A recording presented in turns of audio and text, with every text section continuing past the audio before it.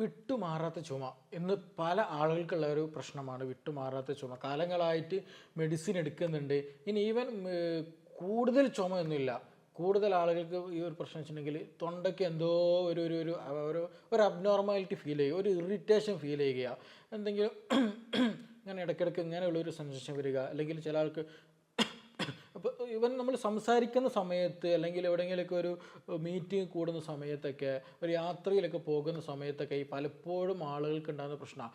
പറയത്തക്ക രീതിയിലുള്ള വലിയൊരു ചുമയുമായിട്ടുണ്ടായിരിക്കില്ല, എന്നാൽ ഇത് വിട്ടു മാറില്ല എന്നുള്ളത് അതിൻ്റെ പ്രത്യേകതയായിട്ടുള്ള സംഗതി. ഇത് അതേപോലെ തന്നെ വരുന്നതാണ് ചില ആളുകൾക്ക് എന്ത് ചെയ്യും, നല്ല ചുമയുണ്ടാവുകയും ചെയ്യും.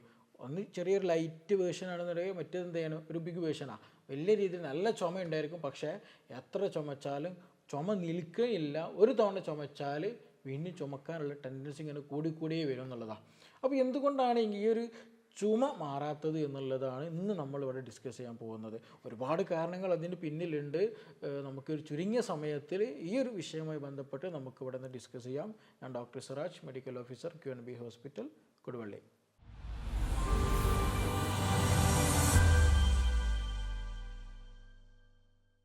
അപ്പോൾ നമുക്കറിയാം, ചുമ എന്ന് പറഞ്ഞാൽ നമ്മുടെ ബോഡിയുടെ ഒരു റിഫ്ലക്സ് ആക്ഷൻ അല്ലെങ്കിൽ ഒരു പ്രവർത്തനമാണ്. അപ്പോൾ അത് നോർമലി ആയിട്ട് നമ്മുടെ ബോഡി ചെയ്യുന്ന എന്താണ്, നമ്മുടെ ശരീരത്തിലുണ്ടാകുന്ന എന്തെങ്കിലും വേണ്ടാത്ത പാർട്ടികളൊക്കെ ഉണ്ടെന്നുണ്ടെങ്കിൽ എന്ത് ചെയ്യുക, പുറന്തള്ളുന്നതിന് വേണ്ടിയിട്ട്, അത് എക്സ്പെക്ടർ ചെയ്യുന്നതിന് വേണ്ടി, പുറത്തേക്ക് തള്ളിവിടുന്നതിന് വേണ്ടിയിട്ട് ബോഡി ചെയ്യുന്ന ഒരു പ്രവർത്തനമാണ് ചുമ എന്ന് പറഞ്ഞിട്ടുണ്ടെങ്കിൽ. അപ്പോൾ ഇത് ചില ആളുകൾ നേരത്തെ പറഞ്ഞ പോലെ നല്ല ഡ്രൈ കഫായിട്ടുണ്ടാവുക. സിമ്പിളായിട്ട് പറഞ്ഞാലോ ഒരു വരണ്ട ചുമയാണ് ഉണ്ടാവുക. നല്ല തൊണ്ടയ്ക്ക് ഒരു കിച്ചി കിച്ചി നമ്മൾ പൊതുവെ പറയാറുണ്ടല്ലോ.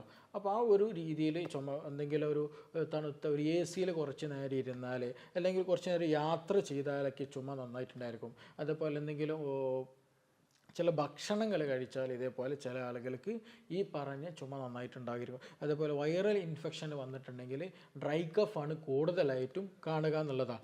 അപ്പോൾ ഈ ഒരു ചുമക്ക് ഒരുപാട് കാരണങ്ങളുണ്ട്, ഒരുപാട് റീസൺസ് ഉണ്ട്. അതിലേക്ക് നമുക്ക് വരാം. അതിന് മുമ്പായിട്ട് ഡ്രൈ കഫിൻ്റെ അതേപോലെ തന്നെ മറ്റൊന്നാണ് വെറ്റ് കഫ്, അല്ലെങ്കിൽ വരണ്ട ചുമയുടെ നേരെ ഓപ്പോസിറ്റ്, അതായത് നല്ല കഫ് ഉണ്ടായിരിക്കും. മറ്റേ കേസിൽ നമ്മൾ എന്താണ്, ചുമയുടെ ഒരു അബ്നോർമൽ സെൻസേഷൻ ഉണ്ടായിട്ട് ഇങ്ങനെ ചുമച്ചുകൊണ്ടേയിരിക്കും. ഒരു സ്ക്രാച്ച് ഉള്ള പോലെ, തൊണ്ടയ്ക്ക് ഒരു സ്ക്രാച്ച് വരുന്ന പോലെയൊക്കെ ഒരു ഫീലിംഗ് ഉണ്ടാവില്ല. അപ്പോൾ നല്ല ചുമച്ചുകൊണ്ടിരിക്കും. ഒരു തവണ ചുമച്ചാൽ വീണ്ടും ചുമക്കാനുള്ള ടെൻഡൻസി ഇങ്ങനെ കൂടിക്കൊണ്ടേയിരിക്കും എന്നുള്ളതാണ് അതിൻ്റെ പ്രത്യേകത. അതേ സമയത്ത് മറ്റേ കേസിലെടുത്ത് നോക്കുകയാണെന്നുണ്ടെങ്കിൽ നല്ല മ്യൂക്കസ് ഉണ്ടായിരിക്കും, നല്ല കഫം ഉണ്ടായിരിക്കും. അത് ആ ഒരു കേസിലാണ് കൂടുതലായിട്ട് ലങ്സ് റിലേറ്റഡ് ആയിട്ടുള്ള വലിയ ക്രോണിക് പ്രശ്നങ്ങളുണ്ടെന്ന് മനസ്സിലാക്കേണ്ടത്. എന്തെങ്കിലും എയർവേയിൽ കൂടുതൽ മ്യൂക്കസ് ഉണ്ടാവുക, എന്തെങ്കിലും ഇൻഫ്ലമേഷൻ ഒക്കെ ഉണ്ടാവുക. അപ്പോൾ അതുകൊണ്ട് തന്നെ കഫത്തിലും എന്ത് ചെയ്യും, നമ്മൾ പുറത്തേക്ക് തള്ളുന്ന കഫത്തിലൊക്കെ ചേഞ്ചസ് ഉണ്ടായിരിക്കും. എല്ലാം ഗ്രീനിഷ് ആയിട്ട്, യെല്ലോയിഷ് ആയിട്ട്, ചിലത് ഡാർക്ക് കളറിലൊക്കെ എന്ത് ചെയ്യും, പലപ്പോഴും റയർ കേസുകളിലൊക്കെ അങ്ങനെ ഉണ്ടാകാറുണ്ട്. അപ്പോൾ ഈ ഒരു വെറ്റ് കഫിൻ്റെ കേസിൽ, അതായത് ഡ്രൈ അല്ലാത്ത മറ്റേ കേസിൽ എന്ത് ചെയ്യും, ഇൻഫെക്ഷൻ സാധ്യത വളരെ വളരെ കൂടുതലാണ്. എസ്പെഷ്യലി ന്യൂമോണിയ പോലെയുള്ള കേസുകൾ, COPD ഒക്കെ എന്തായിരിക്കും, അവർക്ക് കൂടുതലായിരിക്കും. അപ്പോൾ അങ്ങനെ വരുമ്പോൾ എന്താ വെച്ചിട്ടുണ്ടെങ്കിൽ ആ കഫം അങ്ങോട്ട് പോയി കഴിഞ്ഞാൽ എന്ത് ചെയ്യും, ചുമ നിൽക്കും എന്നുള്ളതാണ് അവരുടെ ഒരു ആശ്വാസകരമായിട്ടുള്ള ഒരു കാര്യം എന്ന് വെച്ചിട്ടുണ്ടെങ്കിൽ. പക്ഷേ നമ്മൾ ഡ്രൈ കഫിൻ്റെ കേസിലെടുത്ത് പറഞ്ഞിട്ടുണ്ടെങ്കിൽ അതെന്താണ്, ചുമച്ച് കഴിഞ്ഞാൽ വീണ്ടും ചുമക്കാനുള്ള കേസുണ്ട്. ഇപ്പോൾ ചില അലർജി കേസുകൾ പലപ്പോഴും ഉണ്ടാകാറുണ്ട്. ഈ ചുമ വന്നു കഴിഞ്ഞാൽ അതിങ്ങനെ അബ്നോർമലായിട്ട് ചുമച്ച് കൊണ്ടേയിരിക്കും എന്നുള്ളതാണ്. അപ്പോൾ ഇന്ന് നമ്മൾ കൂടുതൽ ഈ വിഷയം പറയുന്നത് ഈ ഡ്രൈ കഫ് റിലേറ്റഡ് ആയിട്ടാണ്. അപ്പോൾ ഇതുകൊണ്ട് ഒരുപാട് റീസൺസ് ഉണ്ടെന്ന് നമ്മൾ പറഞ്ഞു. അതിൽ ഒന്ന് വൈറൽ ഇൻഫെക്ഷനാണ്, മറ്റേത് ബാക്ടീരിയൽ ഇൻഫെക്ഷനാണ്. കൂടുതൽ കഫം സംബന്ധമായിട്ടുള്ളതും ഉണ്ടാവില്ല. വൈറൽ ഇൻഫെക്ഷൻ്റെ കൂടുതൽ കേസുകളിൽ എന്താണ്, കഫം വളരെ കുറവായിരിക്കും, ഡ്രൈനെസ് ഉണ്ടായിരിക്കില്ല. എന്തുകൊണ്ടാണ് ഇങ്ങനെ ഒരു അബ്നോർമൽ സെൻസേഷൻ ഉണ്ടാക്കുകയെന്ന് വെച്ചിട്ടുണ്ടെങ്കിൽ ഒരുപാട് കാരണമുണ്ട്. അതിൽ മറ്റൊരു കാരണം എന്താണെന്ന് ചോദിച്ചിട്ടുണ്ടെങ്കിൽ നമ്മുടെ ത്രോട്ട് ഉണ്ടല്ലോ, തൊണ്ടയുടെ ഒരു ഭാഗം, അവിടെ ഉള്ള ലൈൻ, ഒരു എപ്പിത്തീലിയൽ ലെയറിൽ എന്ത് ചെയ്യും, ഒരു ഇൻഫ്ലമേഷനൊക്കെ വരികയാണെന്നുണ്ടെങ്കിൽ ഈ പറഞ്ഞതുപോലെ അബ്നോർമലായിട്ട് ഇങ്ങനെ ചുമച്ചു കൊണ്ടേയിരിക്കും എന്നുള്ളതാണ്. അതൊന്ന് ചുമച്ചാൽ അടുത്ത ചുമ അതിന് കൂടെ വരും എന്നുള്ളതാണ്. പിന്നെ അതേപോലെ തന്നെ നെർവ് റിലേറ്റഡ് ആയിട്ട് എന്തെങ്കിലും അബ്നോർമൽ സെൻസേഷനൊക്കെ വരികയാണെന്നുണ്ടെങ്കിൽ ഈ പറഞ്ഞ പോലെയുള്ള ഈ ഒരു ഡ്രൈ കഫ് നന്നായിട്ട് ഉണ്ടാകുന്ന, നെർവ് ഡാമേജായി പോവുക, അല്ലെങ്കിൽ നെർവിൻ്റെ അബ്നോർമൽ ആക്ഷൻസ് വരിക, മസിൽസിൻ്റെ അബ്നോർമൽ ആക്ഷനൊക്കെ വന്നിട്ടുണ്ടെങ്കിൽ എന്ത് ചെയ്യും, ഈ പറഞ്ഞതുപോലെയുള്ള ഒരു ഡ്രൈ കഫ് നന്നായിട്ടുണ്ടാകും എന്നുള്ളതാണ്. ഇതിന് കൂടെ നമ്മൾ ഇമ്പോർട്ടൻ്റ് ആയിട്ട് നമുക്കിപ്പോൾ ക്ലിനിക്കിൽ ഏറ്റവും കൂടുതൽ വരുന്നൊരു കേസുകളുണ്ട്. ആ കേസുകൾ വെച്ച് നോക്കുകയാണെന്നുണ്ടെങ്കിൽ ഈ ഡ്രൈ കഫിന് അവരിലൊരു കാരണം വെച്ചിട്ടുണ്ടെങ്കിൽ ചില ഭക്ഷണങ്ങൾ കഴിക്കുന്ന സമയത്ത്, അല്ലെങ്കിൽ ചില സമയം ഭക്ഷണം കഴിക്കേണ്ട ജീവിതത്തിൽ 24 മണിക്കൂർ സമയമുണ്ടല്ലോ, ആ സമയത്തിൽ ചില സ്പെസിഫിക് ടൈമിൽ ഈ പറഞ്ഞതുപോലെ അസ്വസ്ഥതകളുണ്ട്. അത് കൂടുതലായിട്ടും ഭക്ഷണം അല്ലെങ്കിൽ ആസിഡ് റിഫ്ലക്സ് റിലേറ്റഡ് ആയിട്ട് വരുന്നതാണ്. ഇപ്പോൾ ചില കേസുകൾ എസ്പെഷ്യലി ഈ നമ്മുടെ ഈസോഫാഗസ് ഭക്ഷണം പോകുന്ന കുഴലുണ്ടല്ലോ, അതിൻ്റെ താഴെ ഭാഗത്ത് ചെറിയൊരു സ്ഫിങ്ക്റ്റർ ഉണ്ട്, ചെറിയൊരു വാൽവ് ഉണ്ട്. ആ വാൽവ് ശരിയായ രീതിയിൽ പ്രവർത്തിക്കുന്നില്ല എന്നുണ്ടെങ്കിൽ എന്ത് ചെയ്യും, നമ്മുടെ വയറ്റിലുള്ള രസങ്ങൾ അല്ലെങ്കിൽ അതിലുള്ള അസിഡിറ്റി ഒക്കെ എന്ത് ചെയ്യും, മുകളിലോട്ട് റിട്ടേൺ അടിച്ച് വരും, റിജർജിറ്റേഷൻ ഉണ്ടാക്കും. അപ്പോൾ അങ്ങനെ വന്നു കഴിഞ്ഞാൽ എന്ത് ചെയ്യും, നമ്മുടെ ഈ ഒരു ഭക്ഷണം പോകുന്ന ഈസോഫാഗസിലൊക്കെ ഇൻഫ്ലമേഷൻ ഉണ്ടാക്കും. അതിൻ്റെ പരിണിത ഫലമായിട്ട് തന്നെ ഈ ഒരു ആസിഡിറ്റിൻ്റെ പരിണിത ഫലമായിട്ട് തൊണ്ടയിൽ ഈ പറഞ്ഞതുപോലെ ഡ്രൈ കഫ് നന്നായിട്ടുണ്ടായിരിക്കും. മിക്ക കേസുകളും അസിഡിറ്റി വരുമ്പോൾ അവർ ഈവൻ സംസാരിക്കുമ്പോൾ പോലും ഇങ്ങനെയുള്ളൊരു സെൻസേഷൻ നന്നായിട്ടുണ്ടായിരിക്കും. അവരോട് ചോദിച്ചാൽ അവർ കൂടുതൽ അതിനെ കോൺഷ്യസ് ആയിരിക്കില്ല എന്നുള്ളതാണ് അതിൻ്റെ ഏറ്റവും വലിയ പ്രത്യേകത. കാരണം അവരുടെ ഏറ്റവും വലിയ പ്രശ്നം എന്തായിരിക്കും, വയറ്റിലുള്ള അസിഡിറ്റി ആയിരിക്കും പലപ്പോഴും പ്രശ്നം. അപ്പോൾ ആ ഒരു സിംറ്റമായിട്ട് ഈ ഒരു ചുമ അവരിൽ പലപ്പോഴും കാണാറുണ്ട്. അത് ഭക്ഷണം അമിതമായിട്ട് കഴിക്കുക ഒരു റീസണാണ്. അമിതമായിട്ട് ഭക്ഷണം കഴിച്ചാൽ എന്തായിരിക്കും, ദഹനം ശരിക്കും നടക്കുകയില്ല, കൂടുതൽ ഭക്ഷണം കഴിച്ചിട്ട് റിട്ടേൺ അടിക്കാനുള്ള ചാൻസസ് വളരെ കൂടുതലാണ്. അപ്പോൾ അങ്ങനെ കൂടുതലായിട്ട് ഭക്ഷണം കഴിക്കുന്നവർക്കൊക്കെ ഈ പറഞ്ഞതുപോലെ ഡ്രൈ കഫ് നന്നായിട്ട് വരും എന്നുള്ളതാണ്. അതിന് നമ്മൾ കഫം പോകാനോ ചുമ മാറാനോ ഒന്നും മരുന്ന് കുടിച്ചാൽ ഒരു റിസൾട്ടും കിട്ടില്ല എന്നല്ല. ചിലപ്പോൾ ഒന്ന് കുറയും, ആ ഒരു സമയത്തൊന്ന് കുറയും, പക്ഷെ അത് വീണ്ടും അതേപോലെ തന്നെ വരും എന്നുള്ളതാണ് അതിൻ്റെ പ്രത്യേകത. അപ്പോൾ അതിൻ്റെ കേസുകളൊക്കെ നമുക്ക് ചെയ്യേണ്ടതെന്ന് വെച്ചിട്ടുണ്ടെങ്കിൽ അസിഡിറ്റി കുറക്കാനുള്ള സംവിധാനങ്ങൾ കാണണം എന്നുള്ളതാണ്. വയറ്റിൽ അമിതമായിട്ട് അസിഡിറ്റി ഉണ്ടെങ്കിൽ അത് കുറക്കണം. ഈ പറഞ്ഞതുപോലെ വാൽവിന് വീക്ക്നെസ് ഉണ്ടെങ്കിൽ അത് പ്രോപ്പറായിട്ട് മാറ്റിക്കൊണ്ടുവരിക എന്നുള്ളതാണ്. അത് മാറ്റിയാൽ തന്നെ എന്ത് ചെയ്യുള്ളൂ, ഇത് മാറുകയുള്ളൂ. അതുകൊണ്ടാണ് ഈ തുടക്കത്തിൽ പറഞ്ഞിട്ടുള്ള ഈ ഒരു ക്രോണിക് ആയിട്ടുള്ള പല കേസുകളും എന്ത് ചെയ്യുന്നുണ്ട്, നീക്കുന്നത്. ബാക്കിയുള്ള വൈറൽ ഇൻഫെക്ഷൻ ആണെങ്കിലും ശരി, നെർവിൻ്റെ സ്റ്റിമുലൻ്റ് ആണെങ്കിലും ശരി, അത് പലപ്പോഴും ഇടയ്ക്കൊന്ന് നിൽക്കും, ഇടയ്ക്ക് വീണ്ടും വരും എന്നുള്ളതിനാണ് കണ്ടിട്ടുള്ളത്. പക്ഷേ ഇത് പറഞ്ഞ പോലെ കൂടുതൽ പുളിയുള്ളത് ഫുഡ് കഴിച്ചാൽ, ഹെവി ഫുഡ് കഴിച്ചാൽ, അമിതമായിട്ട് ഇടവിട്ട് കൂടുതൽ ഭക്ഷണങ്ങൾ കഴിച്ചിട്ടുണ്ടെങ്കിൽ, ഭക്ഷണം കഴിച്ച് ഉടനെ തന്നെ കിടന്നിട്ടുണ്ടെങ്കിൽ ഈ പറഞ്ഞതുപോലെ എന്ത് ചെയ്യും, ഒരു ബാക്ക് ഫ്ലോ ഉണ്ടായിരിക്കും. വയറ്റിലുള്ള കണ്ടൻറ്റുകൾ എന്ത് ചെയ്യും, നമ്മുടെ കഴുത്തിലേക്ക് ഒരു ബാക്ക് ഫ്ലോ ഉണ്ടായിരിക്കും. അങ്ങനെ ഒരു ബാക്ക് ഫ്ലോ വന്നു കഴിഞ്ഞാൽ ഈ പറഞ്ഞതുപോലെ ഡ്രൈ കഫ് നന്നായിട്ട്. അപ്പോൾ അവർ ചെയ്യേണ്ട ഒരു പ്രധാന കാര്യം എന്ന് വെച്ചിട്ടുണ്ടെങ്കിൽ, ഒന്ന് എന്ത് ചെയ്യുക, കുറച്ച് ഇഞ്ചോ ചെറുനാരങ്ങയിൽ കുറച്ച് എന്ത് ചെയ്യുക, ഹണി ചേർത്തിട്ട് കുടിക്കുകയാണെന്നുണ്ടെങ്കിൽ, ഇടവിട്ട് കുടിക്കുകയാണെന്നുണ്ടെങ്കിൽ അവിടെ ഇൻഫ്ലമേഷനൊക്കെ കുറയ്ക്കാനൊക്കെ അത് വളരെ ഹെൽപ്പ് ചെയ്യും എന്നുള്ളതാണ്.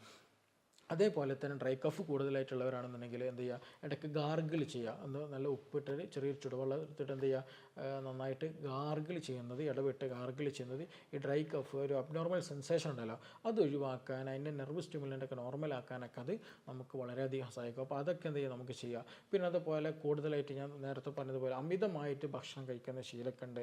അസിഡിറ്റി റിലേറ്റഡ് ആണ് നിങ്ങൾക്ക് ഈ പറഞ്ഞതുപോലെ ഡ്രൈ കഫ് വരുന്നുണ്ടെങ്കിൽ, അമിതമായിട്ട് ഭക്ഷണം കഴിക്കുന്ന ശീലം ഉണ്ടെങ്കിൽ അത് ഒഴിവാക്കുക. ഹെവി ഫുഡ് കഴിക്കുന്ന ശീലം ഉണ്ടെങ്കിൽ അതൊക്കെ ഒന്ന് കുറക്കാൻ ശ്രദ്ധിക്കുക. എക്സസൈസും കാര്യങ്ങളൊക്കെ ശ്രദ്ധിക്കുക. അതേപോലെ ഇൻഡൈജഷൻ്റെ പ്രശ്നമുണ്ട് ചില ആളുകൾക്ക്. എന്താ വെച്ചിട്ടുണ്ടെങ്കിൽ വയറ്റിൽ ഭക്ഷണം കഴിച്ച് കഴിഞ്ഞാൽ വയറ്റിൽ അതുപോലെ കെട്ടിക്കിടക്കും എന്നുള്ളതാണ്, ദഹിച്ചു പോകില്ല. അങ്ങനത്തെ ഒരു കണ്ടീഷൻ ഉണ്ടായിരിക്കും. ശരിയായ രീതിയിൽ ദഹന രസങ്ങളൊന്നും ഉൽപ്പാദിപ്പിക്കാത്ത ഒരു കണ്ടീഷൻ, നമ്മുടെ വയറ് അല്ലെങ്കിൽ സ്റ്റൊമക്ക് വീക്കായ കണ്ടീഷനാണത്. അപ്പോൾ അങ്ങനെയുള്ള കണ്ടീഷൻ എന്ന് വെച്ച് കഴിഞ്ഞാൽ ഇത് ദഹന രസങ്ങൾ സ്റ്റിമുലേറ്റ് ചെയ്യുന്ന ചുക്ക് കാപ്പി പോലെയുള്ള ചുക്ക് പോലെയുള്ളത്, അതേപോലെ കൊറിയാണ്ടർ, നമ്മുടെ ജീരകം, ഇങ്ങനെയുള്ളൊക്കെ ഭക്ഷണത്തിൽ കൂടുതൽ, കറുവപ്പട്ട, ഗ്രാമ്പു, ഇങ്ങനെയുള്ള സ്പൈസസുകളുണ്ടല്ലോ, ചുവന്ന മുളകല്ല അല്ലാത്ത സ്പൈസസുകളൊക്കെ എന്തെങ്കിലും ഭക്ഷണത്തിൽ ഉൾപ്പെടുത്തിയാൽ നല്ല രീതിയിലുള്ള ഗ്യാസ്ട്രിക് സെക്രീഷൻസ് കൂടുകയും ദഹനം പ്രോപ്പറാക്കുകയും ചെയ്യും. അതെല്ലാന്നുണ്ടെങ്കിൽ വയറ്റിൽ കെട്ടിക്കിടന്നിട്ട് അതെന്ത് ചെയ്യും, തിരിച്ച് റിട്ടേൺ അടിച്ചിട്ട് ഈ പറഞ്ഞതുപോലെ ഡ്രൈ കഫ് നന്നായിട്ടുണ്ടായിരിക്കും. ഇത് കോമൺ ആണ് ഇന്ന് നമ്മുടെ ലൈഫ് സ്റ്റൈലിൽ വരുന്ന മിക്ക കേസുകളും കണ്ടുവരുന്ന സംഗതിയാണ്. അപ്പോൾ നിങ്ങൾ കൂടുതലായിട്ട് ഈ പ്രശ്നങ്ങൾ കണ്ടെന്നുണ്ടെങ്കിൽ ഇത് നിർബന്ധമായിട്ടും ഈ കാര്യങ്ങളൊക്കെ ശ്രദ്ധിക്കണം. ഈ കാര്യങ്ങൾ ശ്രദ്ധിച്ചാൽ തന്നെ എന്ത് ചെയ്യും, നമുക്കൊരു മെഡിസിൻ ഒന്നും കൂടുതൽ എടുക്കാണ്ട് മുന്നോട്ട് കൊണ്ടുപോകാൻ കഴിയും.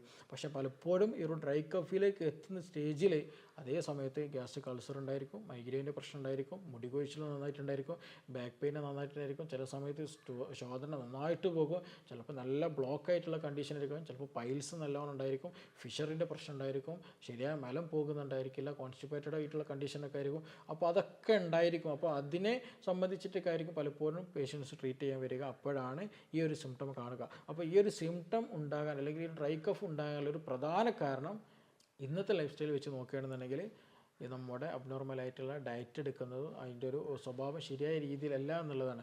അപ്പോൾ അത് ഡ്രൈ കഫൊക്കെ ഉണ്ടെന്നുണ്ടെങ്കിൽ തീർച്ചയായിട്ടും നിർബന്ധമായിട്ടും അതിന് പ്രതിവിധി കാണും. ഇല്ലാന്നുണ്ടെങ്കിൽ അത് മറ്റു പല അസുഖങ്ങളിലേക്കും കോംപ്ലിക്കേറ്റഡ് കണ്ടീഷനിലേക്ക് എത്തിക്കാനുള്ള വൈറൽ റിലേറ്റഡ് പല പ്രശ്നങ്ങളിലേക്കും എത്തും എന്നുള്ളതാണ്. ഇനി അതേസമയം ഡ്രൈ കഫ് നിങ്ങൾക്ക് വൈറൽ ഇൻഫെക്ഷൻ ആണെന്നുണ്ടെങ്കിൽ നേരത്തെ പറഞ്ഞതുപോലെ ഉപ്പിട്ട വെള്ളമൊക്കെ കവിള് കൊള്ളുന്നതും പിടിക്കുന്നതൊക്കെ എന്ത് ചെയ്യാണ് വളരെ നല്ല റിസൾട്ട് കിട്ടുന്നതാണ്. അതിനെന്തെങ്കിലും എന്ത് ചെയ്യുക വൈറൽ ഇൻഫെക്ഷൻ്റെ തോതനുസരിച്ചിട്ട് എന്ത് ചെയ്യുക നമുക്ക് അതിനുള്ള മെഡിസിൻസ് എടുത്താൽ തന്നെ എന്ത് ചെയ്യും അത് പെട്ടെന്ന് ക്യൂറുകയും ചെയ്യും. ഇനി അതേപോലെ നല്ല കഫക്കെട്ട് ന്യൂമോണിയൻ്റെ മറ്റു പ്രയാസങ്ങളൊക്കെ ഉണ്ടെന്നുണ്ടെങ്കിൽ അതിന് വേണ്ടിയിട്ടുള്ള ഒരു കഫം ഒഴുകി പോകാനുള്ള മെഡിസിൻസ്, കഫം തുപ്പി പോകാനുള്ള മെഡിസിൻസ് എടുത്താൽ തന്നെ എന്ത് ചെയ്യും അത് ക്യൂറബിൾ ആയിരിക്കും. അപ്പോൾ പ്രത്യേകം പറയാനുള്ളത് ഇതൊക്കെ കഫം പോകാനുള്ളതും ഇൻഫെക്ഷനിലൊക്കെ എന്ത് ചെയ്യും നമുക്ക് പെട്ടെന്ന് മാറ്റി കിട്ടാവുന്നതാണ്. പക്ഷേ ആസിഡ് റിഫ്ലക്സ് റിലേറ്റഡ് ആയിട്ട് റിജർജിറ്റേഷനും വയറ് റിലേറ്റഡ് ആയിട്ടുള്ള ചുമയാണെന്നുണ്ടെങ്കിൽ നിർബന്ധമായിട്ട് മനസ്സിലാക്കണം. പലപ്പോഴും പല ആളുകൾക്കും അത് ഇപ്പോഴും അറിയില്ല. അതുകൊണ്ടാണ് ഞാൻ പ്രത്യേകം ആ ഒരു വിഷയം തന്നെ സ്പെസിഫിക് ആയിട്ട് ഫോക്കസ്ഡ് ആയിട്ട് പറഞ്ഞത്. അപ്പോൾ നിങ്ങൾക്ക് ഈ പറഞ്ഞതുപോലെ പൊളിച്ചതൊക്കെ ഇട്ടലും ഛർദ്ദിക്കാനുള്ള ടെൻഡൻസിയും ഒരു മുകളിലൊക്കെ ഒരു ഗ്യാസ് കയറുന്ന പോലെ ഫീലിങ്ങും കൂടെ ഈ ചുമയും ഉണ്ട് എങ്കിൽ തീർച്ചയായിട്ടും നിങ്ങൾ നിർബന്ധമായിട്ടും നിങ്ങൾ അതിലേക്കുള്ള ട്രീറ്റ്മെൻറ്റ് എടുക്കണം. അത് വളരെ ഇമ്പോർട്ടൻ്റ് ആണ്. ഇല്ലെങ്കിൽ മറ്റു ഗ്രാജുവലായിട്ടുള്ള പല അസുഖങ്ങളിലേക്ക് നയിക്കാനുള്ള സാധ്യത വളരെ വളരെ കൂടുതലാണ്. കാരണം ആ ചുമയും ഈ പറഞ്ഞ അസിഡിറ്റിയൊക്കെ എന്താ ഒരു സിമ്പലാണ്, അതൊക്കെ ഒരു അടയാളമാണ്. വേറെ എന്തോ ഒരു പ്രശ്നത്തിലേക്കുള്ള ഒരു അടയാളമായിട്ട് നമ്മൾ കണ്ടാൽ മതി. അതേസമയം നല്ല രീതിയിൽ കെയറും കാര്യങ്ങളും ചെയ്യുകയാണെന്നുണ്ടെങ്കിൽ നമുക്കത് 100% തന്നെ അത് കംപ്ലീറ്റ് നല്ല രീതിയിൽ ചെയ്യുകയാണെങ്കിൽ മാറ്റിയെടുക്കാനും തന്നെ അതിൽ സാധിക്കുന്നതിൽ യാതൊരു സംശയമില്ല. അപ്പോൾ ഇതിലെന്തെങ്കിലും സംശയങ്ങളോ കൂടുതൽ എന്തെങ്കിലും ഡൗട്ട്സുകളൊക്കെ ഉണ്ടെങ്കിൽ നിങ്ങൾക്ക് എന്ത് ചെയ്യുക താഴെ തന്നിട്ടുള്ള നമ്പറിൽ ബന്ധപ്പെടാവുന്നതാണ്. നമുക്ക് മറ്റൊരു വിഷയവുമായി ബന്ധപ്പെട്ടിട്ട് വീണ്ടും കാണാം. Thank you.